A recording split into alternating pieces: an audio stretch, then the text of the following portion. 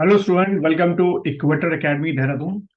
और आज का जो बच्चों में टॉपिक लेके आया हूँ, ये कुछ ऐसा टॉपिक है जो एग्जाम के लिए भी इम्पोर्टेंट है, लेकिन उससे ज़्यादा इम्पोर्टेंट है हमारे उत्तराखंड के अस्तित्व के लिए।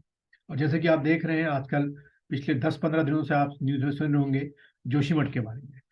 तो ये अखबार में आज कुछ 2-3 न्यूज आई हैं, जिसको मैंने इकट्ठा करके समझाने की या आप लोगों को समझाने की कोशिश की है कि जोशीमठ में जो भी भूस्खलन और जो भी दरारें आ रही है उसके क्या क्या कारण हो सकते हैं। मेंस में अगर हम देखें आपसे क्वेश्चन कैसे पूछा जा सकता है इसको लेकर क्वेश्चन, तो कुछ इस तरीके से पूछा सकता है कि हाइड्रो पावर प्रोजेक्ट्स का जो भविष्य है उत्तराखंड में वो क्या हो सकता है। हमारे यहाँ कुछ ऐसे क्वेश्चन पूछ सकते हैं कि ऐसे टाइप में कि सस्टेनेबल डेवलपमेंट हमें करना चाहिए, या हम क्या सस्टेनेबल डेवलपमेंट कर पा रहे हैं कि नहीं कर पा रहे हैं। या कुछ इस तरीके से प्रश्न पूछे जा सकते हैं कि मानव का जो दखल है लगातार नेचर में वो बढ़ता जा रहा है, और उस कारण जो नेचर बाउंस बैक कर रहा है वो बहुत बुरी तरीके से बाउंस बैक करता है जब नेचर अपने पे आता है।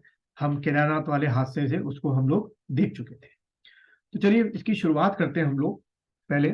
तो सबसे पहले जो फर्स्ट आपका सबसे बड़ा जो एलिगेशन लग रहा है वो लग रहा है एनटीपीसी के Tapovan Vishnughat hydro power project में, कि इसकी वजह से जोशीमठ में जो है दरारें और भूस्खलन या उसके अस्तित्व पे खतरा आ रहा है। अगर कुछ हम Tapovan Vishnughat hydro power project की बात करें, तो Tapovan Vishnughat hydro power project is 520 megawatt. ठीक है, तो पहला ये क्या है आपका 520 मेगावाट का है। तो पहला क्वेश्चन तो ये बन सकता है आपके एग्जाम के लिए। दूसरा अगर आप प्रश्न देखें तो ये जो प्रोजेक्ट है हाइड्रो पावर प्रोजेक्ट, ये run of river hydro power project है। ये दूसरा आपका प्रश्न बन सकता है। अब run of river hydro power project क्या होता है इसको हम मैप के थ्रू समझते हैं, जो एनटीपीसी ने ही रिलीज कर रखा है। जैसे कि ये आपका हमारा क्या है जोशीमठ है, तो अगर मैं इसको पूरा एक उसमें लूं, पहाड़ पे लूं, तो पूरा इस तरीके का आपका जोशीमठ पहाड़ पे बसा हुआ है। ठीक है, ये नीचे जो आप देख रहे हैं ब्लू कलर की, ये अलकनंदा रिवर है। और यहाँ पे ये धौली गंगा जो रिवर है, वहां के आगे क्योंकि इसकी ट्रिब्यूटरी है, यहाँ पर जो है आपका क्या बनाया गया है, तब ये बैराज बनाया है एनटीपीसी ने। और जो ये आप हरे रंग का देख रहे हैं ये उसकी टनल है, जिससे वो पानी लेकर कहाँ तक, पावर हाउस तक जाएंगे, यहाँ तक। ठीक है, हेलांग तक। और यहीं पर बीच बीच में या इसके आखिरी में इन्होंने क्या लगवाई है, टरबाइन लगवाई। इसको हम लोग रन ऑफ बोलते हैं। यानी कि पीछे जहां बैराज बनता है, बैराज गेट बनता है, उसके पीछे बहुत लंबी तहरी जैसी कोई झील नहीं बनती, छोटी सी झील बनती है। मकसद होता है कि पानी को जब इस टनल से ले आते हैं तो यहाँ पर क्या होती है, स्लोप होती है, ढलान होती है, पानी बहुत तेजी से बहता है। और इस कारण उसका जो फोर्स होता है पानी का बहुत ज्यादा होता है। ठीक है, तो इसको हम लोग रन ऑफ बोलते हैं।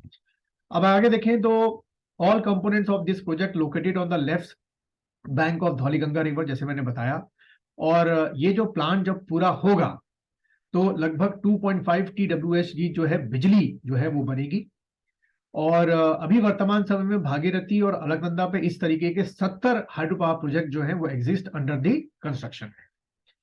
अब हम आते हैं क्या जोशीमठ की बात पर, कि जोशीमठ में जैसे अखबारों में लिखा हुआ है, the cracks has started appearing Joshimath during the October 2020।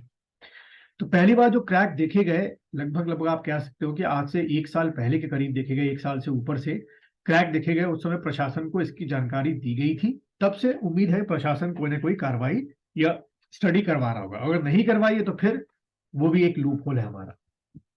दूसरा, इस मैप को आप ध्यान से देखिए, ये जो पूरा आपका क्षेत्र है ये पहाड़ी क्षेत्र है।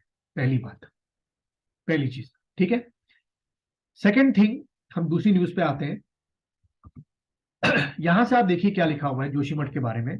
ये पहला आप मान के चलें फैक्ट, कि 1886 में एडविन टी एड, ये एडकिंग ने अपने हिमालयन गजेटियर में जोशीमठ में भू धसाव के संकेत दर्ज कर लिए थे। आप समझ सकते हैं, अंग्रेज उस समय बिना किसी इतनी सैटेलाइट, ना इतनी आज की जो आपकी इतनी एडवांस टेक्नोलॉजी होती है, उसके बिना ही उन्होंने इस बात को पकड़ लिया था कि जोशीमठ में भूस्खलन आज का नहीं, कम से कम लगातार भूस्खलन होता आ रहा है।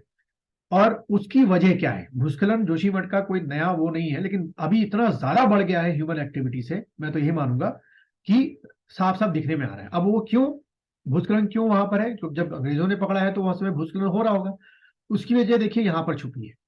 1976 में जब हम यूपी के अंदर थे तो एक मिश्रा कमेटी बनाई गई थी, उस मिश्रा कमेटी ने साफ साफ कहा था कि जो जोशीमठ है हमारा, वो इन सेतु चट्टान पर नहीं, इन सेतु चट्टान सबसे मजबूत चट्टान मानी जाती है, ये पहला फैक्ट मान के चलिएगा, इन सेतु चट्टान में नहीं बल्कि भूस्खलन के मलबे से बनी चट्टान पर बना है। अब आप मानिए कि जो भी आपका पहाड़ भूस्खलन के मलबे से बना होगा, एज वेल है कि वो अपने आप में क्या होगा, बड़ा कमजोर होता है। ठीक है, पहली चीज। अब दोबारा मैप में आते हैं। यहां पर जो अभी निकल के बात आ रही है कि जो ये आपका जोशीमठ, जहां जहां मैं सर्किल कर रहा हूं, ये जो जोशीमठ है ये बना है भूस्खलन की चट्टान पर, जो आपके किसने कहा, इतिहास में एडविन टी एडकिन ने भी कहा था, और वही बात 1976 में मिश्रा कमेटी ने भी कही थी। ठीक है, यहां तक तो एक बात होगी।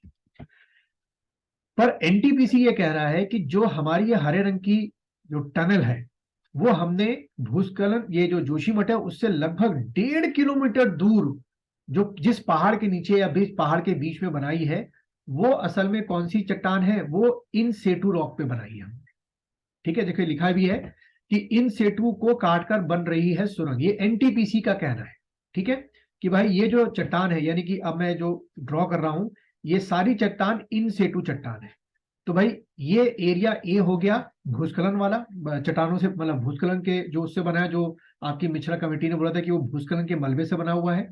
ठीक है, और ये जो बी वाला पहाड़ का एरिया है, ये इन सेतु वाले से बना है। तो एनटीपीसी ये कह रहा है कि हमने ठोस पहाड़ के बीच में या नीचे चट्टान बनाई है, ना कि जोशीमठ जिस पहाड़ पे बसा हुआ है, यानी कि भूस्खलन वाली, जो ये वर्ड यूज हो रहा है बार बार, भूस्खलन के मलबे से बनी चट्टान में बसा हुआ है, हमने उसको छुआ तक नहीं, क्योंकि हमें पता था कि भाई वो भूस्खलन के मलबे से बनी चट्टान है, बहुत कमजोर है, उसके नीचे अगर हम टनल बनाएंगे तो खतरा हो सकता है। ये एनटीपीसी का तर्क है। एक तो ये एनटीपीसी का तर्क हो गया अपनी जगह। जो बाकी लोग जोशीमठ के हैं और जो भी आपके पर्यावरणवादी हैं, इन्वायरमेंटलिस्ट हैं, वो ये कह रहे हैं कि इन्होंने अगर नीचे टनल बनाई है इन सिटू रॉक के, पर उस टनल को बनाते समय जो इन्होंने ब्लास्ट किए हैं, जो हैवी मशीन्स लगाई है, उसका जो बच्चों क्या है, वाइब्रेशन है, वो ए साइड तक गया है, यानी कि जोशीमठ जिस पहाड़ पर है उस पर इसका वाइब्रेशन गया है, और उसी वाइब्रेशन के कारण, हैवी हैवी वाइब्रेशन गया है, ये क्या हुई है, ये आपकी जोशीमठ में दरारें आनी या भूस्खलन होना शुरू हुआ है। एक तर्क ये दिया जा रहा है। दूसरा, आपको याद होगा ऑल वेदर रोड बन रही है हमारी, जो जोशीमठ के नीचे से होते हुए जा रही है।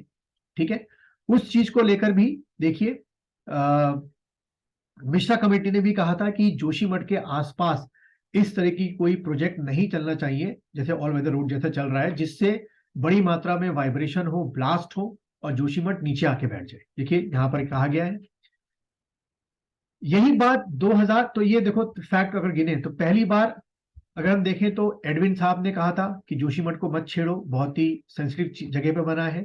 दूसरी बात, आपका मिश्रा कमेटी ने भी इसी बात को बोली थी 1976 में। ठीक है, कि जोशीमठ बहुत सेंसिटिव जगह पर बना है, वहां पे ऐसे प्रोजेक्ट ना चलाएं, उसके आसपास भी ना चलाएं। भाई मैं बार बार बोल रहा हूं, आसपास भी ना चलाएं। और तीसरी, फिर से ये बात कही गई कब, जब 2013 में आपदा आई थी केदारनाथ में, तो सुप्रीम कोर्ट ने एक विशेषज्ञ समिति बनाई थी। उस विशेषज्ञ समिति ने 2014 में अपनी रिपोर्ट सौंपी, और उसमें दो बातें बोली। ये दो बातें मैं अंडरलाइन कर रहा हूं, बॉक्स में रखा है। पहला, उसने बोला कि भाई कि मेन सेंट्रल थ्रस्ट से ऊपर के क्षेत्रों को बांध परियोजनाओं से मुक्त रखा जाए, और ये एरिया वहीं पड़ता है।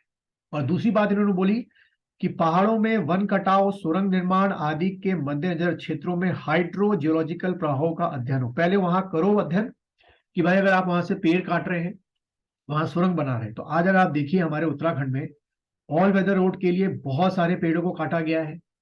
जो ऋषिकेश से ट्रेन चल रही है ऊपर तक जा रही है, उसके लिए बहुत सारी टनल बनाई जा रही है। क्या हमने जियोलॉजिकल जो हाइड्रोजियोलॉजिकल प्रभाव है, क्या उसकी स्टडी की है? क्योंकि ये भी सुनने में आ रहा है अखबारों के थ्रू मुझे, और आपने भी पढ़ा होगा कि जहां जहां ऋषिकेश से ऊपर ट्रेनें जा रही हैं, टनल बनाई गई हैं, उन टनलों के ऊपर स्थित जो गांव हैं उनमें दरारें आई हैं। तो ये साफ साफ दिख रहा है कि ये नेचर का किया धरा नहीं है, ये हम इंसानों का क्रिया धरा है, कि इस दौड़ में, आधुनिकता की दौड़ में, हम अपने नेचर को नुकसान पहुंचाते जा रहे हैं। और जब नेचर बाउंस बैक करता है तो बहुत बुरा बाउंस बैक करता है, ये आप देख ही ले। तो आप देख लीजिए, जोशीमठ को लेके इतिहास में 3 बार ये बातें पहले ही बोली गई थी। पहली आपको याद होगी होंगी 1886 में, दूसरी 1976 में, और लेटेस्ट 2013 में भी विशेषज्ञ समिति ने मना किया था। और इसी कारण देखिए एक और इसी में न्यूज थी, विवादों में रहा प्रोजेक्ट। ठीक है, जब ये चला था, देखिए गंगा की सहायक नदी के पानी से बिजली बनाने के लिए 2006 से शुरू हुआ तपोवन विष्णु जल विद्युत परियोजना, एनटीपीसी की अकेली टनल बोरिंग मशीन पिछले 2 सालों से टनल में फंसी हुई है। फिर फरवरी 21 में प्रोजेक्ट का एक बड़ा हिस्सा आपदा का शिकार हुआ, जो आई थी, आपको याद होगा। टनल में काम करे करीब 150 मजदूर दफन हो गए थे और वो आज तक उनकी बॉडी निकाली नहीं गई है। इस हादसे से अभी एनटीपीसी उभरा नहीं था कि जोशीमठ के नागरिकों के निशाने पर यह क्षेत्र आ गया। आप समझ सकते हैं कि हम क्या कर रहे हैं अपने साथ। दूसरा, अगर आप ये वो घटना है जो आपको याद होगी, तपोवन में हुई थी फरवरी 2021 में, जिसमें ऊपर से ग्लेशियर फट के आया था। तब से इस प्रोजेक्ट को जो है वो एक तरीके कह सकते हैं नजर लग गई थी। और इस प्रोजेक्ट के लिए जो टनल बनाई गई है बच्चों, ये आप देख रहे हैं साइज में, ये बड़ी बड़ी टनल्स आपकी बनाई गई है। और ये टनल कहाँ बनी है, बार बार मैं आपको ये मैप दिखा रहा हूँ। ये जो हरा वाला पार्ट है यानी बी पार्ट, यानी किस पे, आपके इन सेटू रॉक पे। तो ध्यान रहेगा आपको कि ये जो बी पार्ट है अकॉर्डिंग टू एनटीपीसी ये इन सेटू रॉक का बना हुआ है जो मजबूत है, और ये जो ए पार्ट है मिश्रा कमेटी के अकॉर्डिंग किस पे बना हुआ है, आपका भूस्खलन के मलबे से बनी चट्टान पर। और ये भूस्खलन आज का नहीं, बहुत पहले से हो रहा है, इसलिए हमको यहाँ पर ये सब एक्टिविटी नहीं करनी चाहिए। तो उम्मीद है आपको काफी कुछ इस छोटे से लेक्चर में इसके बारे में समझ में आया होगा। अगर समझ में आया तो कमेंट कीजिए, अपने नेचर को प्रोटेक्ट कीजिए।